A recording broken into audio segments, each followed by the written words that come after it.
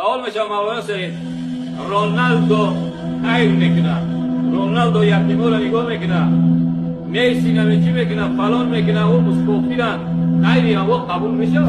بله ولی که شما خیر میکنیم تو خیر برای خیرمون یک بلو را دور میکنه، برای خیرمون مریضی را دور میکنه، برای خیرمون اجر رو میتمون در آخرت ورم در همین دنیا بلو را ایسان دور میکنه. خیر شد چطوری که یک میتیم 10 میگیریم، ورم یک میتیم در ایمت 10 میگیرن. برادران گرامی، شما نوار دیدین که کدام شخصی به ملا باختری قبرپرست سوال میته که آیا صدقه و کار خیر رونالدو که یک بازیکن کافر بیدین است، آیا اعمال از این قابل قبول است، صدقهش قابل قبول است؟ همین ملا باختری قبرپرست در جواب از این فتوا میته که بله، میگه صدقه از تا چند برابر میشه مثل مسلمان ها، میگه قابل قبول الله متعال است، در حالی که در اسلام شروط قبولی اعمال و عبادات اسلام و ایمان است که یک شخص مسلمان باشه و با ایمان باشه.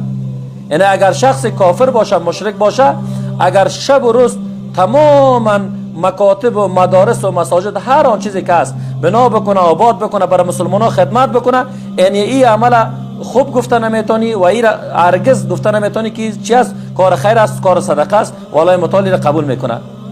به خاطر محبت دنیا اینها، این ملاها تباه شدن و هزاران زن و مرد دیگر را هم به طرف جهنم دعوت میتن.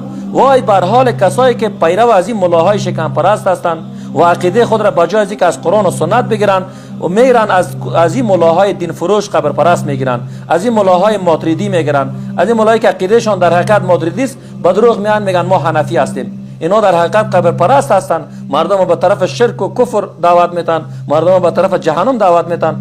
بر حذر باشید برادران و خواهران مسلمان.